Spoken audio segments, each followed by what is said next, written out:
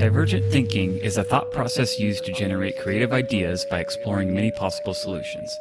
It typically occurs in a spontaneous, free-flowing, non-linear manner, such that many ideas are generated in an emergent cognitive fashion. Many possible solutions are explored in a short amount of time, and unexpected connections are drawn. Welcome to Minds in Formation.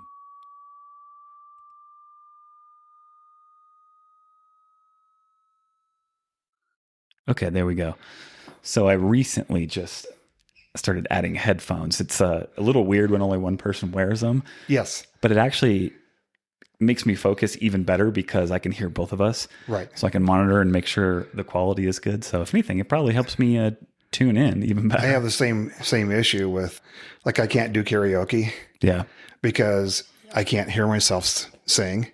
So I'd have to wear earpieces to hear myself. Otherwise, I start getting way off key. Oh, right. Yeah. So you need the feedback. I do need the feedback. Yeah. Gotcha. Yeah. Okay. Otherwise, I start sounding like a dog is being beaten. Yeah, it is difficult because I find that, like, I think I have a decent voice and I can keep timing. I used to play guitar all the time. I think I played a little bit at your house one time. Yeah. I used to play all the time, and I used to write my own songs and sing and play at the same time. So I can do it. But yeah, karaoke is tough. That a lot of times the tracks they're not the original tracks. It's that janky karaoke version. Yeah. And the noise of the bar and everything, and it goes to hell. Yes. Yeah. And that's embarrassing. Yeah. Yeah. So needless to say, I don't really do it that often. Yeah, me either. I prefer to watch. Yeah. I did though when I lived in South Korea for a couple years when I first joined the Army. Yeah. And they love karaoke. So I would find myself in those establishments. And I did it a little more then because it seemed like everyone did it. It was like super non-judgmental. Like nobody really cared. Everybody was singing. Right. Yeah, that's cool. Yeah. You turn the mic off and I probably would just belt it out. And right. Yeah. Yeah, absolutely. It's kind of funny. Cool. Well, I appreciate you coming by. I know it's a kind of a random request. You've never done a podcast before, huh? I have not. Do you consume them at all? Yes, a little bit. So there's a show on NPR that I really love called Wait, Wait, Don't Tell Me. Okay. So you've heard of it? Mm-mm. It's done in Chicago at one of the theaters there that's locally famous. And so it's kind of like a game show that people across the nation can call into. Okay. And they play silly little games. And then there's no real prizes. Like the prize for winning would be having Bill Curtis put his voice on your voicemail. Oh, okay. So it's pretty silly. Yeah, it's silly. Yeah. Yeah. And then there's another show that I liked a lot, but it's not on anymore, called Car Talk. And it's a couple of guys I think they're out of Boston. And they could call in, you could say, okay, I have this 52 Studebaker that is making this noise, and they'll know exactly what it is. That's awesome. Yeah. But one of the brothers passed of cancer, so they stopped doing it. But it was so funny. Are you a big car guy? My family is, but I'm not so much. Okay.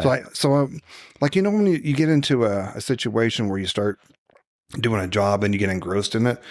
So in high school, I farmed for my grandparents, but so I learned to do all the farm stuff, mixing fertilizer and application rates and all that. But I didn't get into the mechanics and the electrical part, stuff like that. So, okay. Yeah.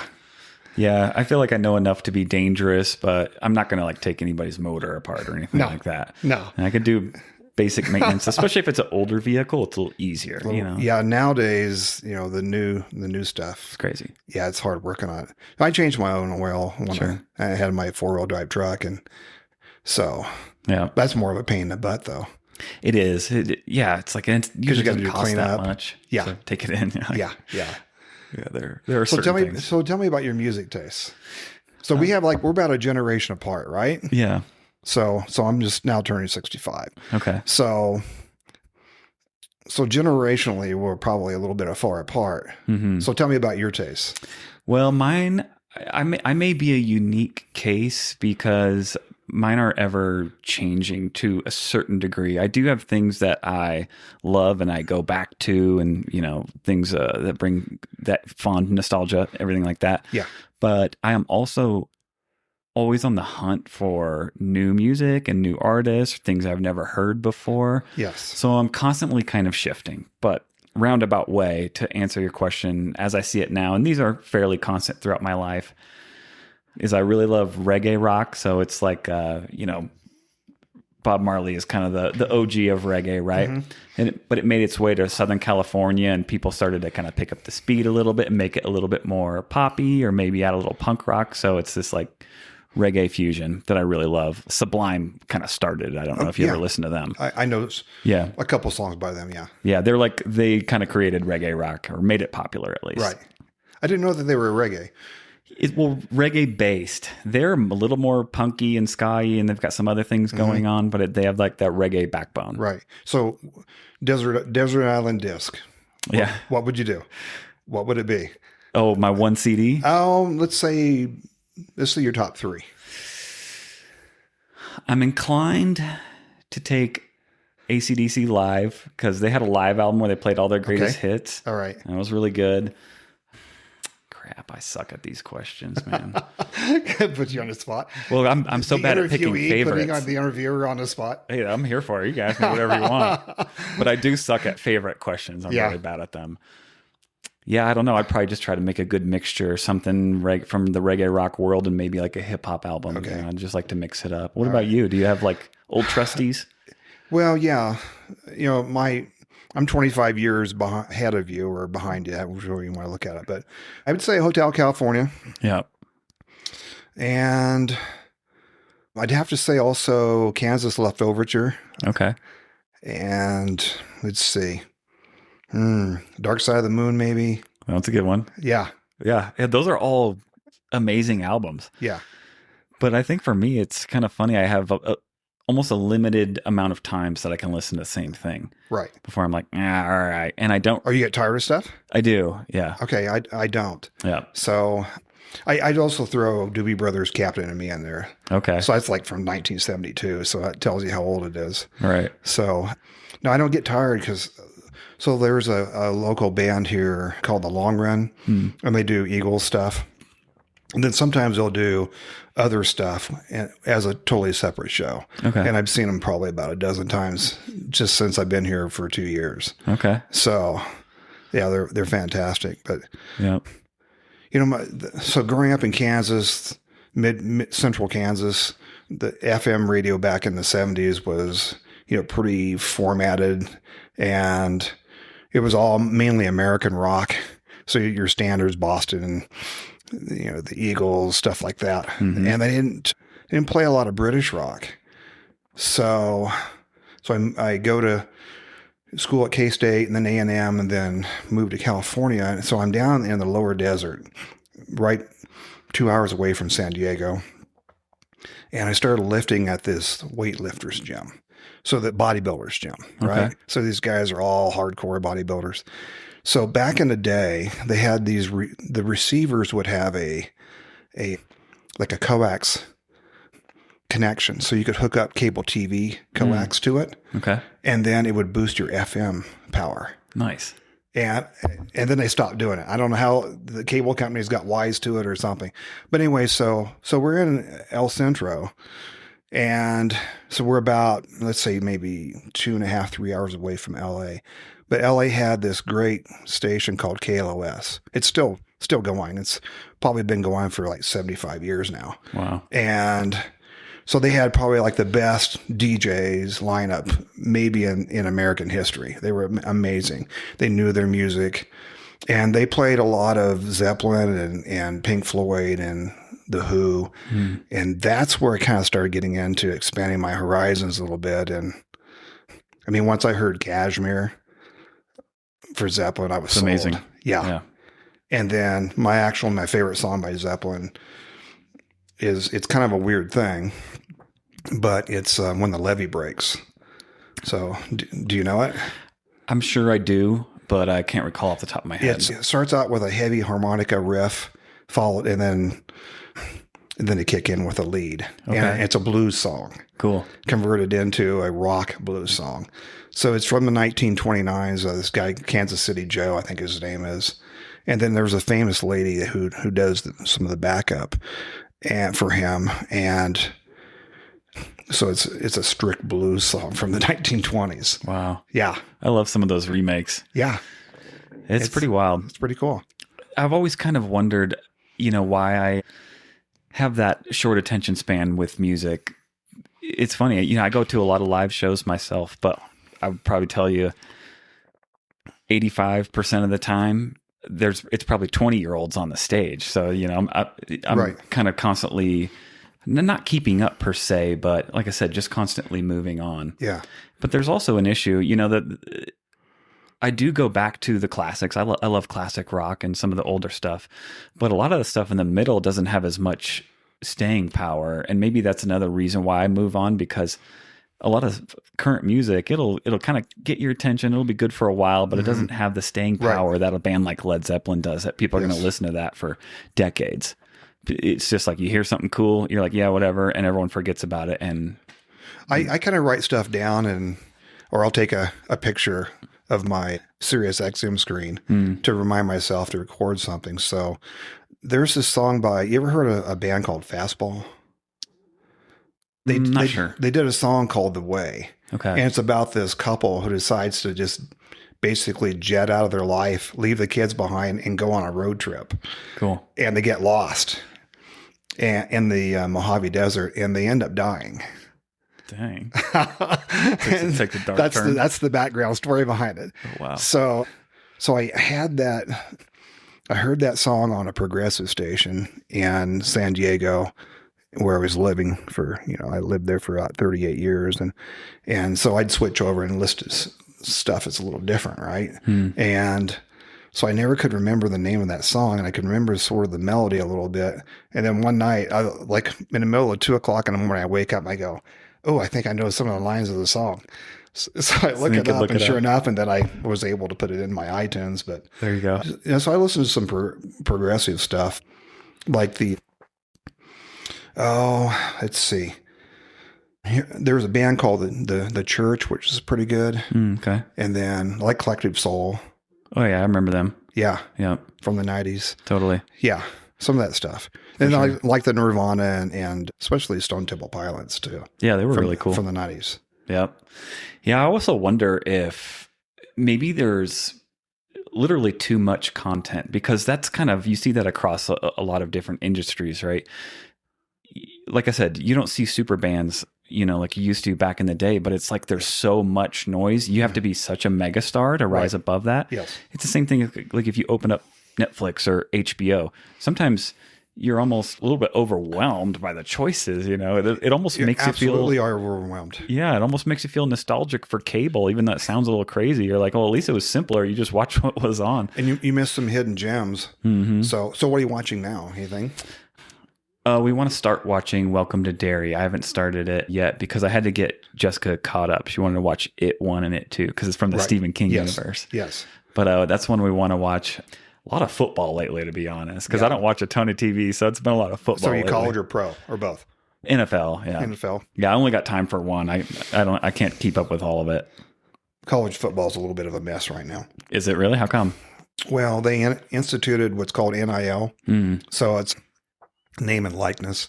So the kids are getting paid now.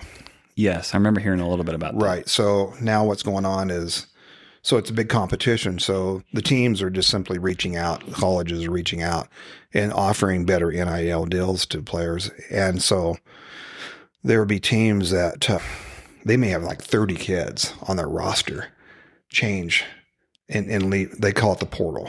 Whoa. And so you enter the portal and then you get basically like a whole new draft for the next season. Whoa, that's and crazy. The teams are basically more or less bidding on kids. So they're going to have to figure that out because it's ruining college football. Right, because the teams with the big budgets are just going to get everyone, and then everyone else in the league is like trash. Like BYU is it BYU or Utah? I think actually it might have been Utah. So my family lived there because they're ex-military and they work there. And so my nephew went to the U, and they came up with a way to get $500 million through a hedge fund. What? Yeah. That's crazy. And that's a lot of money. Yeah. So like Texas Tech this year for the Big 12, they spent I think like 60 million bucks on their kids. Damn. I didn't know it was going that crazy. Mm-hmm. Whoa. Yeah. Are the kids like getting that money or? Yes. Yes. So like they'll negotiate deals. Also dealerships now can, like a car dealership can give kids cars and things of that nature as well. Wow. So yeah, so there's not a lot of loyalty going on. Damn. Yeah, that's tough to deal with. Yikes. Yeah, I wonder how they're going to do that because the whole paying them is relatively recent, right? Within the Couple past years. few years. Yeah. Yeah. Huh.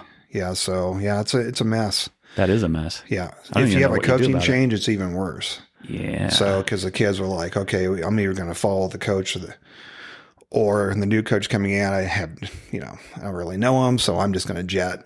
Yeah. And how do you build a team if there's that much turnover all over the place? I think, the portal was actually kind of a good thing because it allows kids who are stuck in, like, let's say they're like second position, second team, and they're behind like a star running back or something, and they know they're not getting playing time. Yeah. They can offer their services to another school, Right. and get an education. And so I think that was kind of a good thing, but it's just, yeah. Yeah. I don't know. Maybe it'll take a little bit of time. I guess I would be concerned with like, where's all the money coming from, and is everything like legit, and like, is it like super shady? Stuff. Yeah. Because I guess, I mean, if given some time, if you looked at it, maybe it would raise the level of all of these programs, like, and they can start competing for different sponsorships or backers to help pay the players and build better programs. And if it ultimately leads to these players like being more successful, but in the interim, again, like we said, you're going to have a few schools that are just crushing everyone because they have a bigger budget. Big Ten's crushing it right now. Yeah.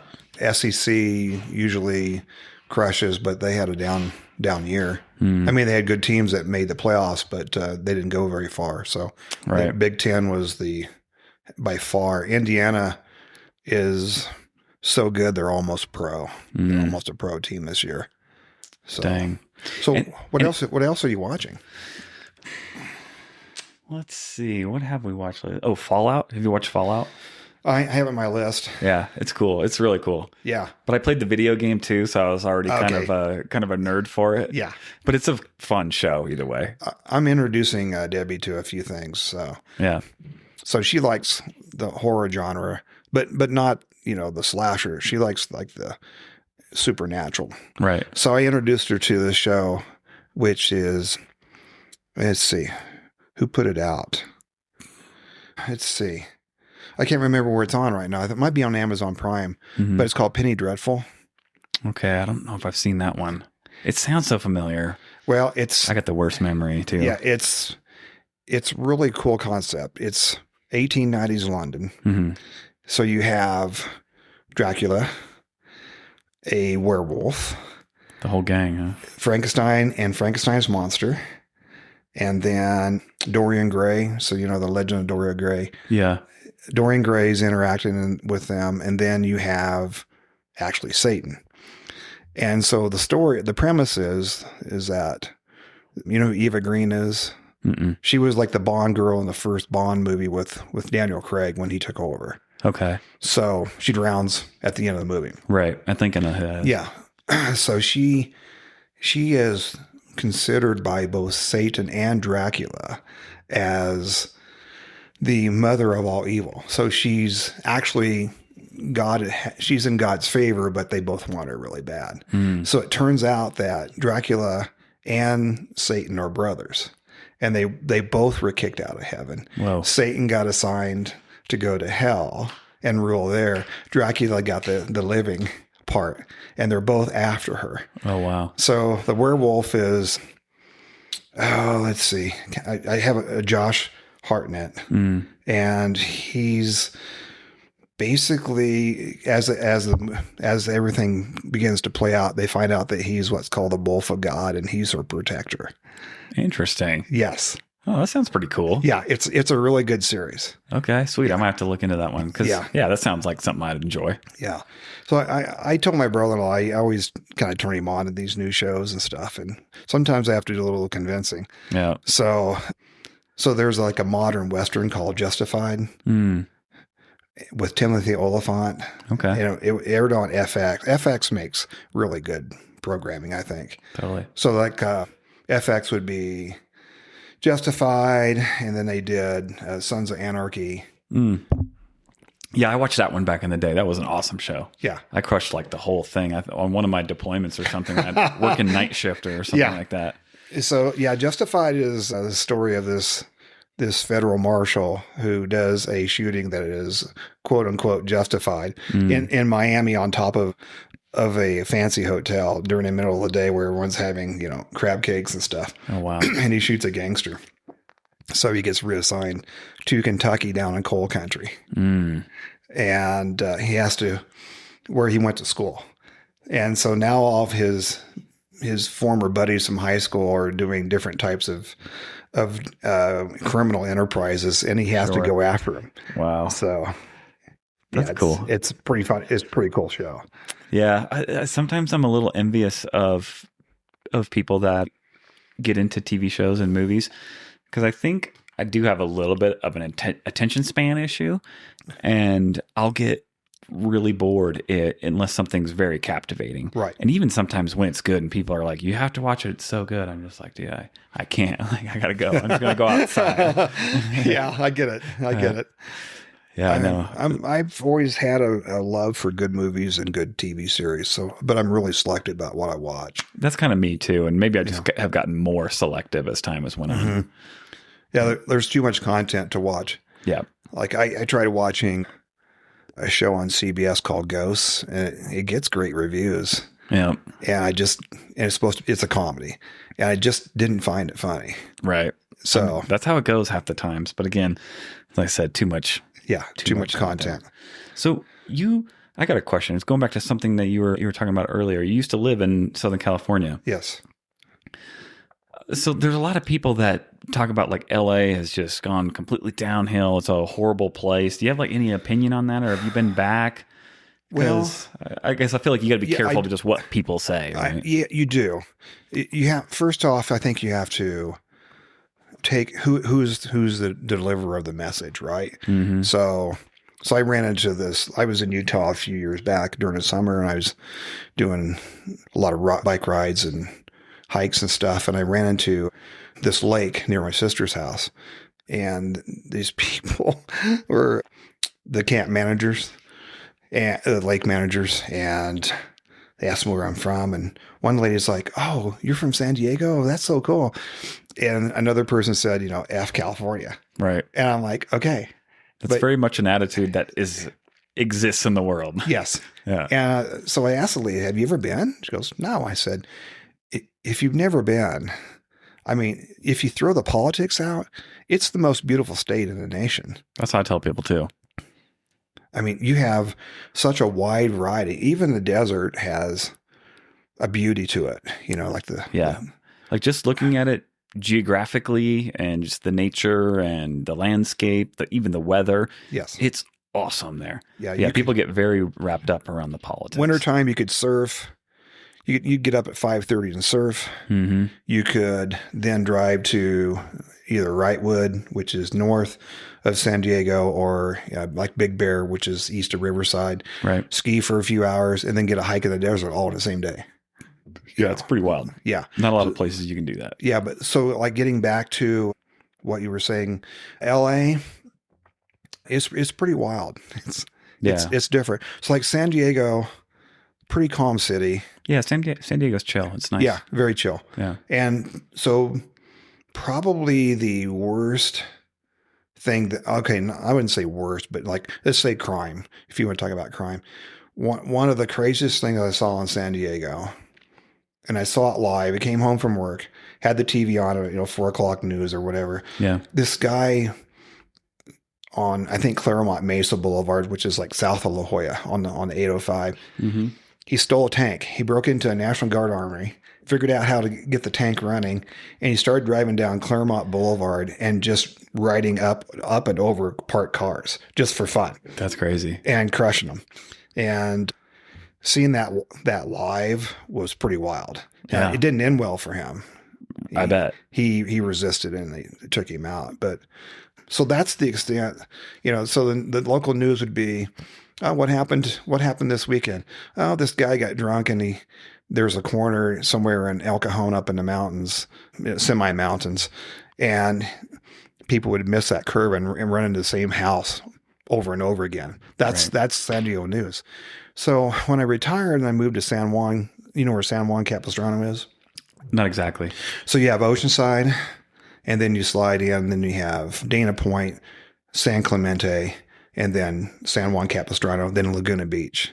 Okay, so is it just north Huntington. of San Diego? Yeah, and then Huntington. Gotcha. Yeah. Okay. And then of course, Huntington. Yeah. So they were all LA news. It was like KTLA, the most famous, one of the most famous stations in the nation, right? It's been going forever and ever. And so, I was surprised. Carjackings and high-speed chases and the Chilean gangs coming in during Christmas time. Yeah. The what do they call it? Like theft tourism, where they, like Travis Kelce and Mahomes, they got targeted in KC. So the gangs will sit outside your house, scope your house out for, a week or so, figure out your comings and goings schedule. And then even if you lock up everything down below and have alarm systems, they'll scale your house. And then and it's, lookouts, and it's very organized. Right. So that was going on.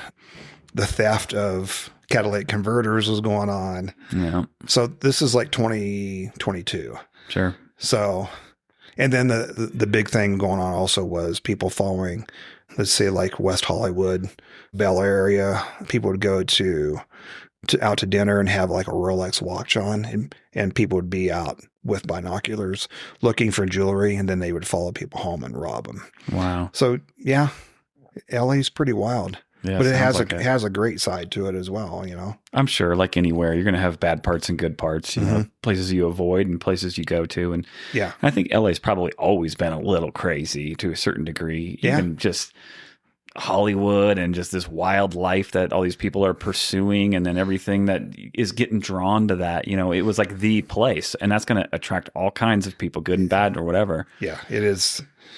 I prefer Orange County. Huntington Beach on down. Big time. That's what I always tell people all the time. Because I go to SoCal quite frequently, but I almost exclusively go to Orange County. Yes. That's pretty much the only place I go. I fly right into Santa Ana, and I get an Uber over to Huntington and bounce around. Might hang out in Long Beach a little bit or Newport a little bit, but I'm pretty much staying in Orange County. Yeah. But San Diego's dope too. But LA County, there's just too much going on there, and it's just too many people. The traffic is horrendous, and I was like, politics aside, that's just more bullshit than I would want to deal with. Too much shit going on. Yeah, the traffic is quite. It's difficult. Crazy. It's driving anywhere. Yeah, because we talk about moving back at some point, and I think that is fairly likely that we would maybe go back to HB at some point. Okay. And we know we would have to downsize and get a small apartment because it's super expensive. But especially if everything works out with having a kid, we got a bunch of family and friends over there. Yes. And it is a great spot. It is. It's a killer spot. Yeah. Even a little further south, though, the cities that are, like I was saying, San Clemente, Dana Point, pretty cool little places. Totally. Yeah. Yeah, I'd like to do a little more exploring down there. I always loved it. I mean, I'm a West Coast guy overall. My family's from California, and I was born in Reno, Nevada, and California and Nevada was always kind of home base. Right. So it's the part of the country where, I kind of feel the most at home, and I enjoy the most anyways. I miss it some. Yeah. But I love it here as well. Yeah. Yeah. There are, goods and bads to any location. What is your experience with living here? Like, what do you find as the positives and negatives? What I love about it the most is I had a lot of friend acquaintances in San Diego, but people don't have the time to build one-on-one relationships or are not willing to for whatever reason. So not most of my friends were my work friends from my science teaching staff. But here, the people are great here. Yeah. Very real. Yeah. and willing to put time into, keeping like a friendship is just like a relationship between a guy and, partners, Right. whatever partners you're talking about. And, it takes a little bit of work if you want. Yeah, absolutely. A relationship is a relationship. You have platonic ones and romantic ones, obviously. Yes. But right. Yeah. There has to be effort. And it doesn't feel good when it's one-sided, Well, I don't allow that. Right. Yeah. That's good. If it's one-sided, it's like, okay, I get it, Right. So kind of a funny story. I have this friend that he's my pickleball group. So we're all in our 60s, right? Mostly in our 60s. And so this guy's, he was really patient with me and helped me develop my pickleball game. And because you start out, you're kind of raw and you have some bad habits and right, things. So took you under his wing a little bit. Yeah, a little bit, yeah. And so I said, hey, we should go have lunch sometime. And I said, I think we'd be good friends. Mm-hmm. And so he told his wife, and she thought that was really odd. And so I kind of laughed about it because we're at lunch and he goes, yeah, she thought it was kind of odd. And so they own a restaurant locally.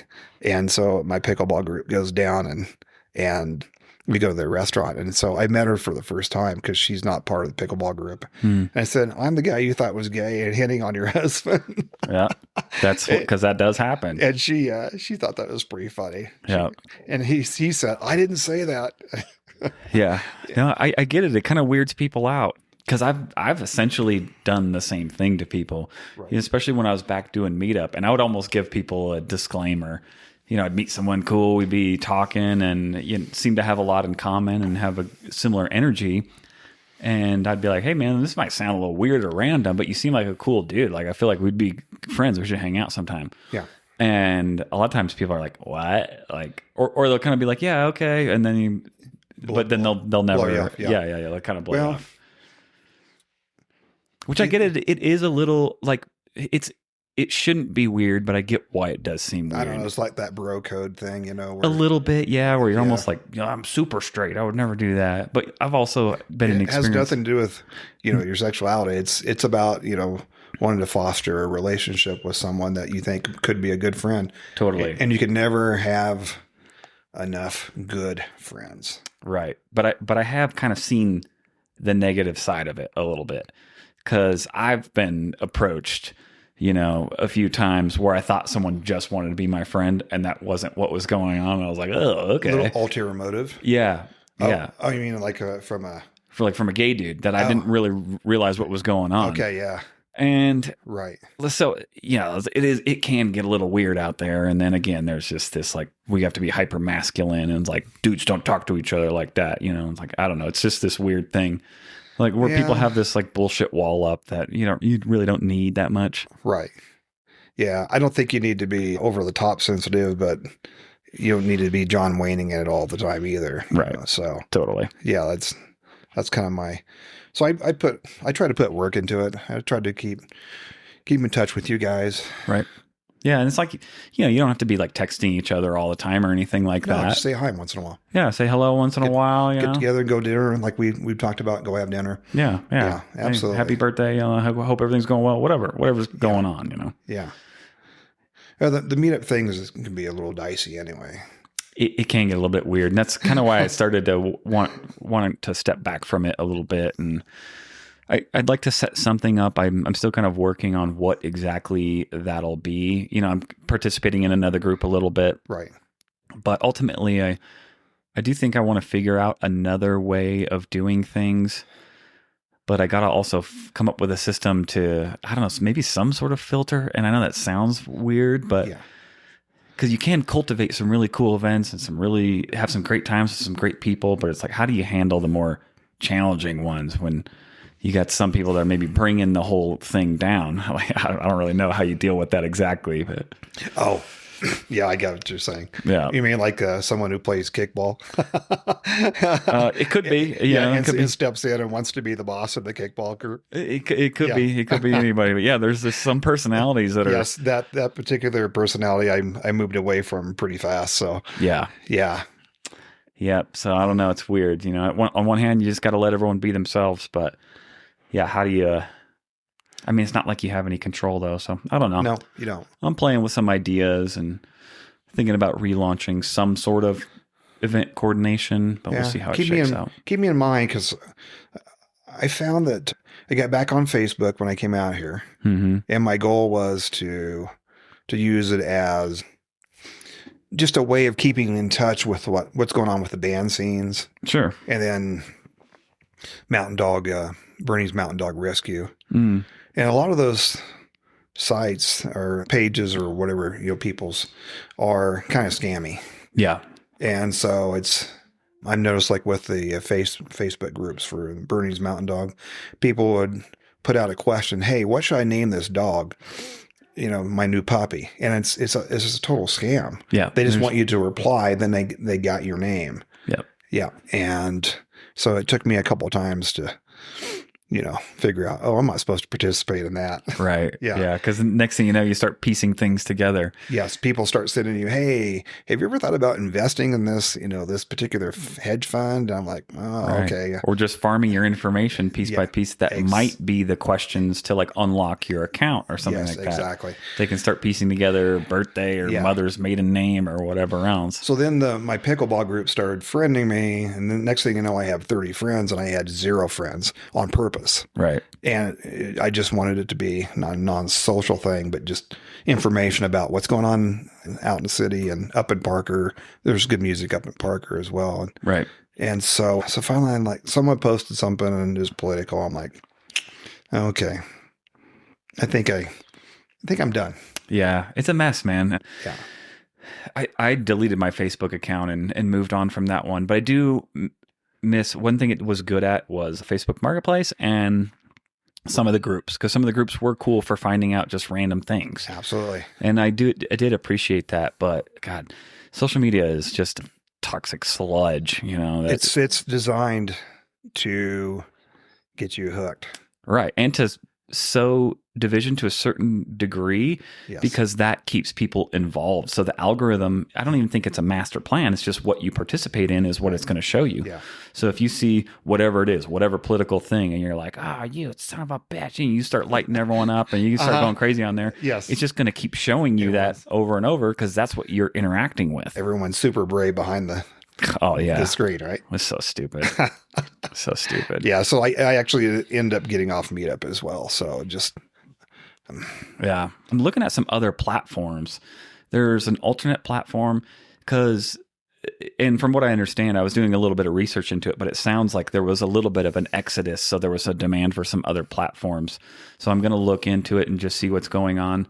But, they started charging organizers a stupid amount of money, like $400 or $500 a year to be an organizer. That's ridiculous, right? What's the point of that? When you have like Facebook and Instagram, you have all these other apps that are completely free to use. Why are you just gouging people? And then they're trying to push Meetup Plus on everyone. They rolled that out like a year or two ago. Yeah. Like, if you want to know who's going, you have to pay extra. And Right. It's just bullshit. Yeah, it is. Yeah. Speaking of that, I actually was speaking with one of our acquaintances and he was saying that there was one of the groups that the organizer is going to be leaving and moving. And she said, I might buy the site from her or the group. And I'm like, oh my gosh, I never thought about it that way. But, if you're paying in $400 or $500, someone's going to pick that money up. Yeah. I never heard of someone buying. I mean, you can transfer ownership. That's probably sort of what he meant. Yeah. But he was going to pay her for the fees for the year. Oh, because she already paid, like prorate it, right? Yeah, exactly. So you paid for 6 months, I'll pay the difference or whatever. Exactly. I got you. Okay, Yeah. that makes a little more sense. Yeah. Yeah. I don't know, man. It's weird. And there's also something to it, at least in a city of this size, that there is a certain population that will frequent meetup events, and starts to be the same people, overall. I found that as well. And there's not a lot of new blood, and there's didn't seem to be that much interest from younger generations either. Right. So it just kind of seemed to be this set population that was participating. So The 65 crew. not totally, but trended a little bit older. Yeah. And then the other folks, even some of the younger ones that are my age, it was always the same people. Like not that many new people would come to events. So after a while, I kind of feel like I've been there, done that. This is my 15th time of doing a comedy show or something. The trivia was fun. Yeah. I thought that was a lot of fun. And also the platonic dating was fun too. Yeah. Because you do meet some people that's how I met Kevin. Oh, is it? Yeah. Yeah. So he was probably talking about something crazy. he's different. I like him a lot. Yeah. He's an interesting dude for sure. He'll go off on some tangents and you'll be like, holy shit, Kev, slow down. Yeah, exactly. Yeah. His wife is pretty cool too. I do like her a lot. So yeah. She's into like some mystical stuff or something now. Like overheard her talking a little bit, which I don't know much about. I'm always a little skeptical, but yeah, I overheard part of that as well. I was filled in. Yeah, there was a group of us people that were sitting on the couch. Yeah, is that your party? Yes. Yeah, and that group got into a pretty in-depth conversation about mysticism, mediums, and talking to people that have already passed away. I'm glad I wasn't sitting there. I know. Because sometimes I have a little bit of a bad habit of just chiming in, even when it's maybe not totally appropriate. Yeah. I'll be like, hey, I'm going to tell you my opinion real quick. I should probably just shut up and walk away. I don't know. I don't really believe in that too much. But I have had some, I don't know. I don't know if you believe in like a guardian angel or not, but I've had some, what I would say, near-death experiences. Farming's pretty dangerous. Yeah. So my grandparents were small farmers, small in acreage, and they had tractors that weren't very large. They open no cabs and stuff like that. And I almost flipped a tractor over. The link pin from the steering column and the steering wheel broke off. Oof. Just after I got off a terrace. Uh-oh. And that was the terrace that I hated doing. It was like a white knuckler's, like, something like 45 degrees. And you're looking at the ground as you're going across. Right. You just feel like you're going to roll the whole time. You feel like it. Yeah. And so I got off, and then the tractor started doing circles after I got off the terrace. Damn. And if that had happened on the terrace, I would have flipped it over and I would have died because you can't out jump it. No. So are you familiar with Oceanside, Carlsbad area? Vaguely. I haven't been there personally. Okay. So there's a fishing bridge that's where it's a freshwater, saltwater ecosystem, and they mix. And so there's people stock bass in there. And so one day after I was working, this is probably about 1995, I decided, okay, I'm going to go fishing. And then it was pretty crowded. So I'm like, okay, well, I'll just go on the other side of the estuary. Well, to get on the other side, you had to walk across a train trestle it did have a sidewalk, but the sidewalk was about 3 feet, and then you had the tracks. And so by the time you get accounted for the train, the car, it's about 3 feet off the sidewalk. And I'm walking across this trestle. It's about 100 years long. And I look back and the train's coming. Ooh. It's an Amtrak train. It's doing like 70 miles an hour. And right. the guy's laying on the horn. And I start running. I had 4 rods and my bag with a whole bunch of lures, and I was going to make it. I just threw myself over the retaining wall, and the train's like 3 feet off my butt. And so the pressure differences between where the car is and the car's not, and I'm getting sucked back like this. My body's moving back and forth. Whoa. As I'm leaning over and I'm just praying, don't throw a rock, stupid thing to do, right? That's crazy. That's crazy. It's funny, you mentioned kind of like guardian angel. I guess I've never thought of it that way. I guess I've thought of it maybe as more of just like a luck thing, but maybe it's the same sort of thing. Yeah, maybe so. But I've felt like I've had something positive on my side throughout my life. Like I've been in a lot of situations where it's like close calls or things where there was every opportunity for this to go really sideways and Yes. just like sneak out just at the last moment. I've never felt like I've had, someone in touch with me or anything like that. But I had another situation also where I was downtown Carlsbad, the village area, and I'm walking across this alley that no one ever uses. And so it's just like people will use it that actually live in the little cottages down in the village in the barrio area. Okay. And evidently someone was being chased by the police or something. So I step off the curb, and again, this alley is always, I've never seen a car in it my whole time living there. And I'm not bothering to, look, there's a street here and then there's the alley.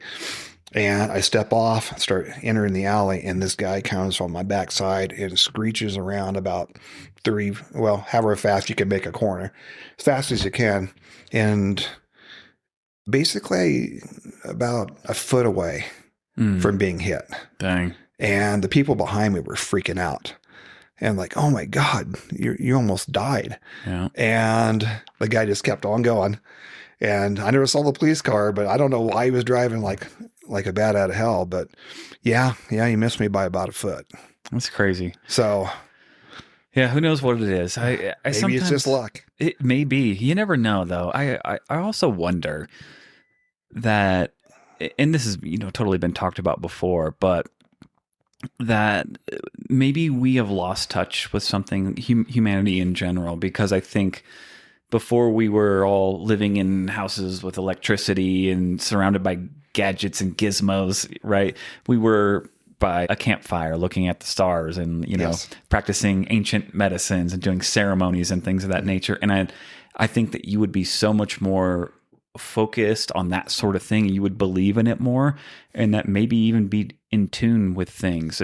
Essentially, there could be things, or maybe even capabilities, for lack of a better term, that we have forgotten how to do, or some type of muscle that is atrophied. Well, yeah, I think that we're all so busy trying to make money, and there's so much stimulus, right? And we probably have we don't have the animal instincts that we used to, type thing. Right. Like, when was the last time that you were someplace in the night where it was dark and you were laying on your back looking at the stars and just kind of pondering? It's been a while. And most people don't do it too very often, right? Yeah. Last time I think I did that, where it's really good stargazing, was in Yosemite. Yeah. So that place is so awesome. Yeah. It is. I love that place. That's my fortress of solitude. Mm-hmm. I've been there. I used to go twice a year. Yeah. Because it's close to them. So we're probably looking at being there at least 25 times. Yeah. It's so cool. It's like one of the most beautiful places I've ever seen. So where do you stay when you go there? Do you stay in? No, you always stayed outside. You usually get an Airbnb, like a cabin, somewhere. Okay. Oakhurst, Oakhurst area. Something like that. And we'd always hit Travertine Hot Springs. I think they're like maybe 45 minutes or an hour outside of Yosemite. Yeah, and then go through some, do some day hikes or whatever. I would kind of avoid the main drag, just because it'd be so many people. It'd be a circus just driving through there, and like in the summertime, it's a nightmare. Summertime is it's ridiculous. But if you're on the outskirts and just doing hikes off on the side, and it's still like it's amazing everywhere out there, then you can kind of beat the crowds up above as well. Like not Mariposa. What's the highway? It's 120, but above the valley. I forget what it's called now. Yeah, me too. There was one hike that was so cool. I think it was Cathedral Lakes. Yeah. It was like I think it was like a 9 or 10 miler. It was an up and down one, but you're just kind of going up the hill at a bit of a grind, but then you pop up into this high mountain meadow and it's just beautiful. There's like slow moving creeks and you're just in this bowl of crag mountains and they look crazy. And I think that's why they call it Cathedral Lakes, because one of them almost looks like that sounds like on the 120. Castle. Yeah, it probably is. Yeah. I haven't spent enough time there to know all the details. So the Wawona Hotel, right? Is that just outside one of the entrances, or is it inside the park? Just barely inside the park. So okay, is it a big old white building? Yes. Okay, I think I know what you're talking about. I had lunch there. They closed it down officially for good. Why? Well, I was there this fall, and so stayed at the Tenaya, which is that lodge right outside the park. Okay. And so one of the people in the Tenaya said, yeah, they found so much mold, and the inspectors wouldn't pass it, and they were saying they'd have to tear the whole thing down, Damn. which would destroy the historical part of it. So, like, the Awani's having the same problem. Like, they've had some rodent infestations and mold and stuff, but they're not going to tear that down. Right. They'll figure it out. Yeah. Yeah. It's a sad deal. I've been going to the Wona for a long, long time, and they have this cool guy that he would come in for the piano bar in the lobby area. So when I first started going, it's probably 1990, something like that, and so had a lot of people that were still familiar with 1920s ragtime type of music, big band. Sure. And so this guy named Tom Bopp, and he would go and he'd play piano, and he's somewhat of a genius as far as remembering all he didn't have to use sheet music, and he knew the words, and he knew the history behind the songs. And so all these little old ladies would be singing their little songs. Yeah. It's really cool. Cool. I'm going to miss that part of it.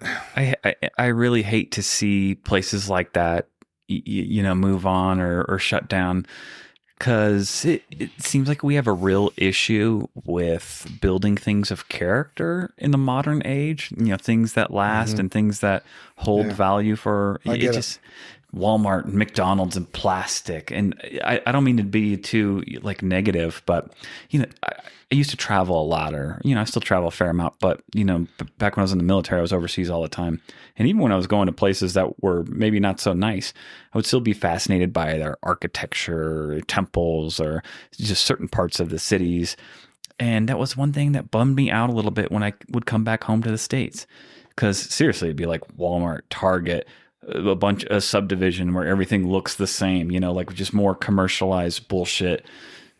I don't know. It seems like we don't build things that have any character and that bring any appreciation or value. Yeah. Not much. It's a lot of just nonsense.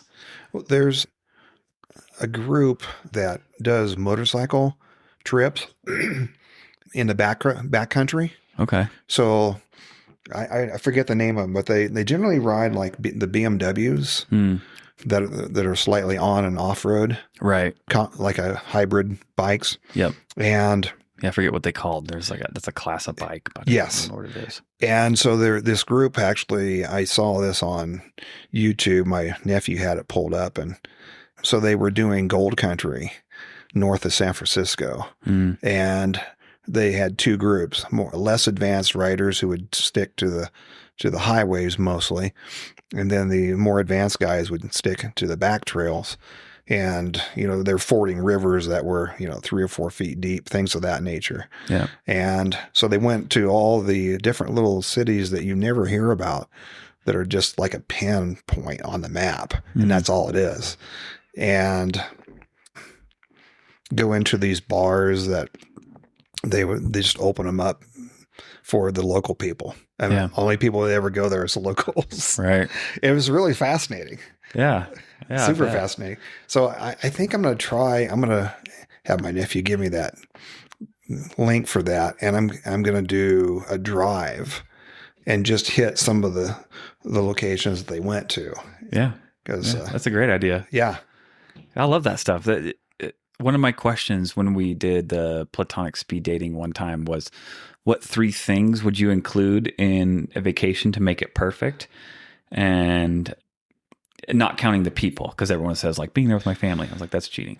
Sure. So for me, it was a beach, some type of concert, maybe a cool party, but history, to your point. I love going to see history stuff. That's my favorite. Yeah. It's the older, the better, but any type of history, I eat it up because I'm a little bit obsessed with thinking about how people used to live.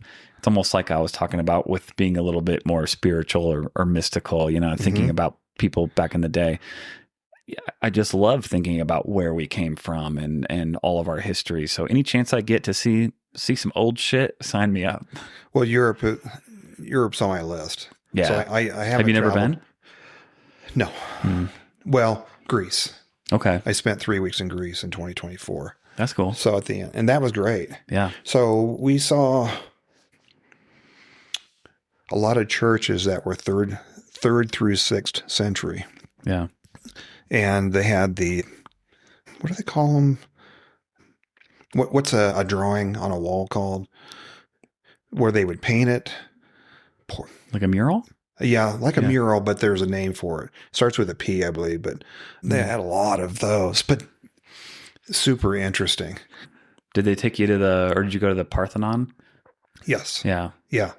There's not much left, right? There's quite a bit. Is there? Yeah. Okay. So, if you go, stay actually downtown right below the Parthenon. Okay. And it's Greece in a nutshell. It's like you have like a marketplace in a square, and people just go and sit at these big tables and they eat and they go. So this is in October, so it's still a little bit warm, 60, 65. Yeah. And people would go out at night and everyone would sit at big tables and they'd eat together, and then there were restaurants off to the side streets as well. And then the Parthenon was about maybe half mile away. You could see it at night. They light it up at night. So that's the perfect place to stay. Cool. So then we went on to Naxos, and that's where most of the historic churches were. And the guy that's doing the leading of the group, he kind of wanted to do it based on like hiking and exercise. And I'm like, no, I want to kind of see the culture. I don't want to be in the backcountry because it looks like San Diego. Right. That's what Greece looks like. Yeah. And so I'm like, so I started kind of rebelling a little bit. I mean, not rebelling, but like, I think I'm going to stay behind. And so one day we were staying in a port of Naxos, and above there's probably 20 miles away, there's this village, and all the churches were kind of in around that village. So 3 of the guys rented scooters, like the 125cc scooters that, they get up 60, 65. And then 4 girls rented a small car. They navigated for us. We saw like 5 or 6 churches in one day, and still had time to go have lunch at 2:00 in the village. So that was kind of the way to do it. Yeah. Yeah. 100%. I was telling someone the other day, I feel like most of the times when I travel too, you totally find somebody that will be willing to like take you and go see some stuff on the side or whatever. Yes. Yeah. Because I'm not a big fan of rolling around in a big old group. There's certain times where like a tour guide, especially if it's something real kind of nerdy that I want to learn about, then it is cool. But yeah, I mean, almost every vacation that I've ever taken, I feel like at some point I've met a local. It might even been a bartender. He's like, I'll take you and drive you all around if you want to go anywhere tomorrow. Here's my number. Just text me on WhatsApp. That's cool. It's like, okay, perfect. Yeah. One of the murals that was pretty cool. It was you couldn't film it. You couldn't do videos. You could take pictures, but no flash because they're worried about the light deteriorating. But there's a picture of, it's supposed to be like Jesus, I think, and a king the king had a crown on, and then there was a knight down below. And I'm still staring at this, and I'm like, there's something else in this picture, and I can't figure out what it is. And I'm standing close to it, and then I move back, and it was bucking me, and then finally I figured it out. They had drawn, it was a big white horse that the king was riding on, and they had drawn the eyes forward on the horse. So it didn't look right. Yeah. Instead of like on the sides. And I'm like, oh, it's a horse. I get it. Right. Yeah. Interesting. Yeah. Now that had to have been done by the Romans though, right? Let's see.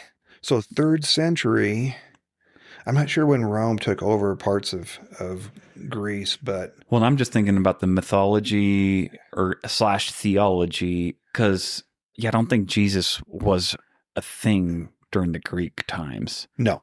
Because that was spread by the Romans. It was. So yes, Roman era. Yeah. Absolutely. So 3rd century would be 200 BC, right? So how they figure that out.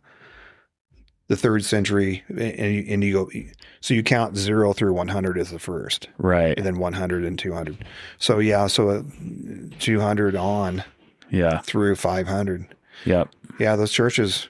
So I had some of my pickleball friends went to Croatia, and they said they had I've heard good things. Amazing time. The castle from the Game of Thrones. It's there, huh? Yes. Yeah, they The did a Red lot Wedding, of filming there. Yeah, Red Wedding Castle. that's brutal. It was. I had already read the books though, so I knew what was coming. I remember I feel like I was watching it with somebody else, like, you're not ready. Yeah. They'd be really into the young guy that was like kind of set up to be the king, the oldest Yes. Stark boy, Yes. Rob Stark, right? Rob Stark, yeah. Everyone was like, oh, him and his mom, Caitlin, they're gonna take over, they're gonna be good to go, and then everyone's getting their throats cut. They're like, Yeah. But I guess that castle is like, extremely beautiful. Yeah, totally. I'd love to go to that area. Yeah. And there's another area I want to see too. I just kind of got fascinated with it at the last 2 episodes of Band of Brothers, where they're in, Germany at the Wolf's Lair and stuff. Right. And then they break into either Himmler's or Goebbels' castle, and they're stealing all the wine. And then the next episode, they go into Austria, and it's just amazingly beautiful. Oh, it's awesome. I haven't spent a ton of time over there, but I've been through Germany a few times and dipped into Austria a little bit. And it's just like the countryside is beautiful. It's like it's super charming. The people are cool for the most part, and just history all over the place. Castles There's like castles everywhere. Yeah, everywhere. Like the main one was Neuschwanstein, which is the inspiration for the Disney castle. And it is just this picturesque place. Like, you even walk over this long ass drawbridge and you look down and it's built up on top of these, set of rocks, and it's just perfect looking. It's crazy. It's really amazing. And you think like how long ago it was built. It's like, wow, it's quite the achievement. Yeah, that's definitely on my agenda is the parts of Europe. I'm going to see Romania and see some of the Gothic parts. Yeah, that'd be cool as well. So probably one of the coolest things I ever saw was Petra in Jordan. That is on my list. That is so cool. It's badass. Yes. Yeah, it was amazing. I just got lucky because I did a deployment over there, and I was just able to hop on a trip like while I was there for work. So it popped out and we did like the full experience. We had a guy walking us through. You could go through this like massive city, that's just carved into the canyon. It's insane. And then the big famous carvings, there's actually 2 of them, and they're the picturesque ones that everybody knows. There's one down below, and then there's another one up above. And you have to do this kind of, gnarly hike to get up to the top one, but just amazing. And again, so old that it seems insane that these people carved it. Bring in the water in because there's no water. Yeah. They figured out 3% incline was. It's crazy. Yeah. It's so crazy. Yeah. I need to see that stuff. So I hadn't really traveled much. I did a 3-week trip to Africa for a cheetah conservation project. Cool. In 2004. And that was a trip of a lifetime. Was it Tanzania by chance? It was Namibia. Okay. So there was a lady at the time her name was Dr. Marker. And she was the renowned expert on cheetahs at the time. And so she had a conservation group in this place that looked like Arizona, basically. Had these beautiful mesas. I forget the name of the actual park, but so that was 2 weeks, and then I did a side trip in South Africa, just the photo safari stuff, and that was pretty amazing. But did you go to Kruger for that one? Kruger National Park? Let's see. No, that's South Africa, right? Yeah. Yeah. No. Yes, I think it actually was Kruger. Yes. Yeah, that's like one of the main ones where they have the ranches that they all work in cooperation with each other. Yep. Yes, that's exactly it. Yeah. So that. The whole trip would take me like 3 hours to tell you everything that happened, but starting with me almost getting arrested with less than 2 hours being in the country. Dang, you criminal. So we flew in, and so I flew into Johannesburg, and then we did the side trip first. And so the company let's see what you call it, like the travel company in DC that set everything up. Yep. They did a subcontract in South Africa.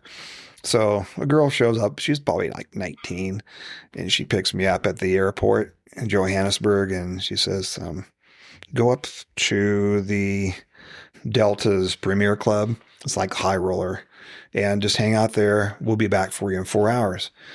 And so I'm like, okay. So I said, can I go back down and see the shops in the hallway? Because they had spears and all, all kinds of African stuff. Yeah. And she goes, yeah, no problem. So that was back when it was like 14.4 dial up in that country. That's what they had. So I checked my email, I had sodas and okay, I'm bored. Yeah. So I walked downstairs, ask a guard, how do I get into the hallway? Oh, I'd be glad to help you. Do you have your boarding pass? I'm like, no, I don't. And he goes, well, how did you get back here without a boarding pass? I'm like, well, I told him a story. And I said, she must have the boarding pass. So you're like going home at this point or something? No, we're actually just arrived. And why'd you have to wait there forever? I don't know. They were waiting for other people to come in that were going to go out to elephant ranches out at Kruger. So you got to take the bus, and it's a little bit of a hike to get out there. Well, we flew like a 6-passenger prop plane. I gotcha. But so he's like, I told him the story twice.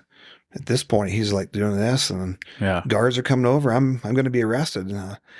So as I'm just really a wreck inside, I was like, okay, well, don't get angry. Don't get, don't come unglued. But you're going to jail. I'm like, I got to figure South something African out. jail too. Yeah, probably not great. So I just said, I don't know what else to tell you. She told me she'd be back. She told me to go up there. As soon as I pointed to the Premier Club, he was like, oh, you go back up there. Don't come back down. So he didn't want to make waves with someone who had what he thought had money, I guess. Wow. So we fly out to Elephant Ranch in this 6 inline prop plane, and 3 days later. So we land on a dirt strip, red dirt strip, like you'd see in Georgia. Yeah. And so the guy is like a half hour late, and he lands on the dirt strip, and he goes, oh, I'm so sorry, I went to the wrong ranch.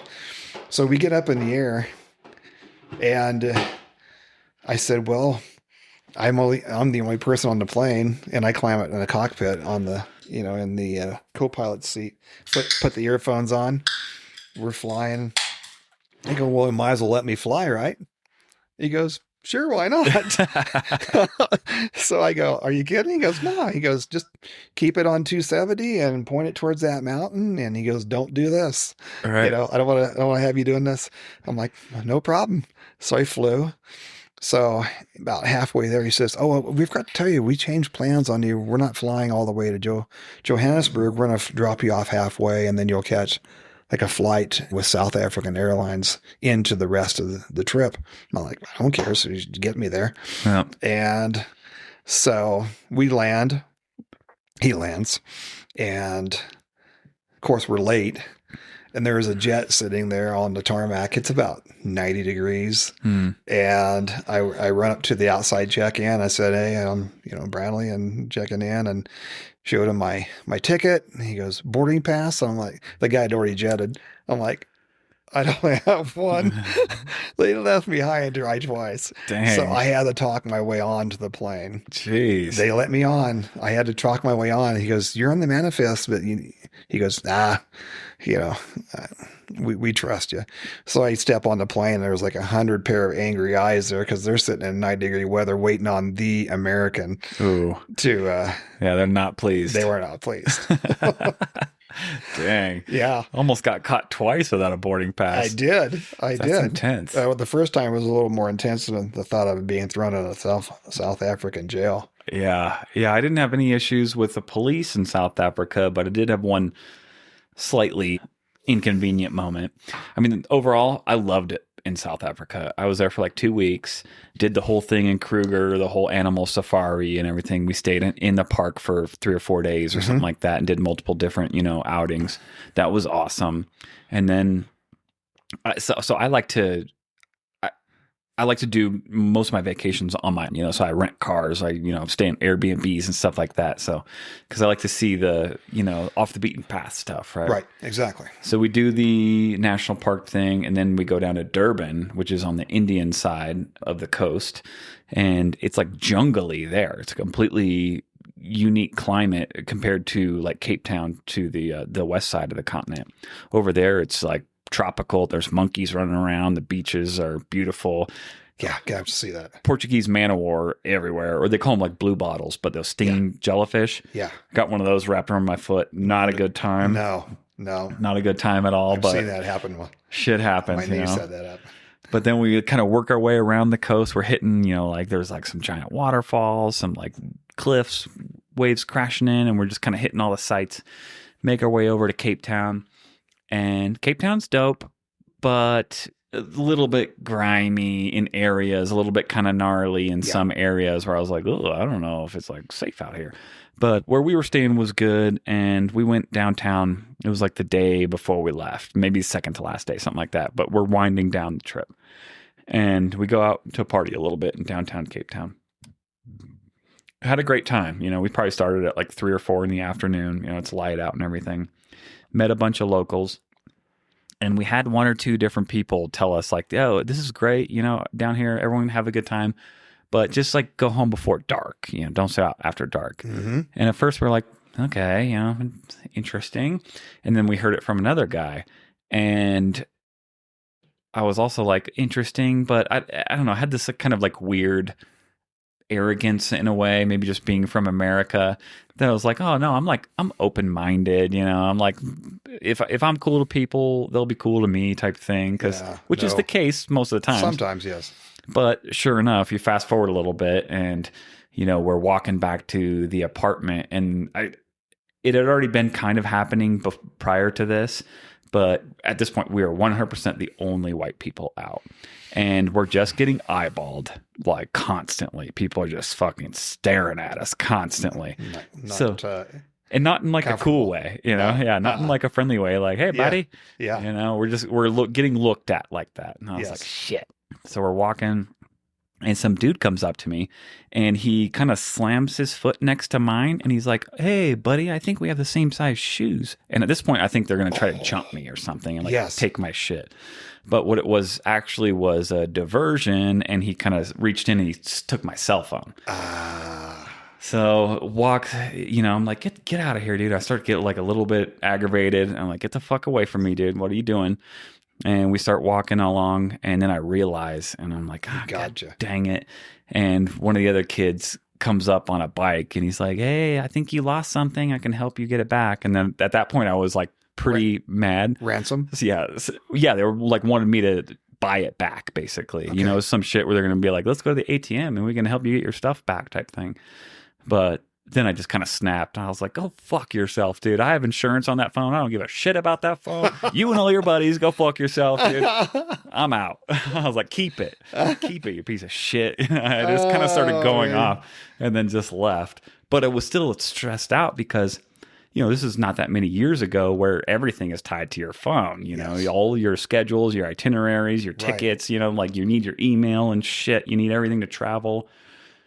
So I kind of like go back to the apartment and panic a little bit. But then I realize, okay, like the girl I was with, we can figure everything out on her side. So I just use her phone to call like some of my providers or whatever, and like cancel my phone or whatever, like lock it down, make sure like nobody can get it, do a remote wipe, which they did. So all in all, not that big of a deal. I'm getting your phone stolen. It's not the end of the world or anything. Yeah, but not fun though. Not fun. But it also made me think, I was like, maybe listen to the locals if they're telling you, like, do this, don't do that. They might know what they're talking about. Yeah, I have a couple of funny stories about South Africa, including going into this little city. So the first one was the Dr. Markers group threw us a small, it was around Christmas time when I went. So they threw us like a Christmas dinner. And there were these 2 twin ladies that were permanent employees for her. And I never could get them straight. And it was getting embarrassing because I was always calling them by the wrong name. So, I pull a guy over to the side who's another permanent worker. And I said, hey, help me out here. Help me figure out. He goes, nope. I'm like, well, what do you mean, you know, buddy? What do you mean? He goes, you got to figure it out on your own. I go, come on, just, it's getting really embarrassing. He said, well, I'll give you one clue. Look at their hands. And I'm like, how am I going to tell twins apart by their hands? They're going to be almost identical. And so I'm looking, and finally I'm like, oh, I see what it is. So one of the twins, had a missing finger. Okay. That's helpful in that. Like this. Yeah. So it's pretty obvious, right? All right. And she was more friendly one. The other one had kind of a cantankerous, so I didn't get to know her as well because she was like kind of hard to deal with. But so anyway, I pull her over to the side, and a couple of days later I said, okay, so what's the story with your hand? Because we got friendly enough to do it where it wasn't Right, where you're not being an asshole or anything. Yeah, exactly. Yeah. So she said, well, we had a sponsor. We told this lady, do not look the cheetahs in the eye. That is a threat gesture. They will attack you. First thing she did, she looked them in the eye. Started getting mauled, and I went to pull the male cheetah off, and the cheetah bit my finger completely off and then swallowed it. Oh, that sucks. And I'm like, oh man, that's awful. She goes, I'm telling you. Yeah. Yeah, something that you don't hear in America on a average day. Yeah. And then so we had teams of 4. So the 4 people that were in the group is called Earthwatch. So you pay for the experience of doing environmental work for 2 weeks. So it's a really cool concept. So we went to town, and each person got to go to town one time because it's like 20 miles on a bumpy road. And so I got to go with the 2 twins, and we took a baby cheetah in that had broke its leg somehow, and we were going to get it x-rayed. And so after learning the story about the cheetah biting the finger off, there was a lady who had a pet cheetah that was at the vet, and they were boarding it for her, and that cheetah wanted pet so bad. And they make like a chirping noise, like a bird noise. Right. And it's chirping at me, and it's like, pat me. I'm like, no way. I'm not petting you. Yeah. I'm not petting you for anything. I'm not getting anywhere near you. No, I don't care how bad you want petted. So then we go to breakfast, and it's Namibia is Africana. So it's like Dutch, German. Sure. Mixed in with the local. And so they drive on the opposite side of the road. Yep.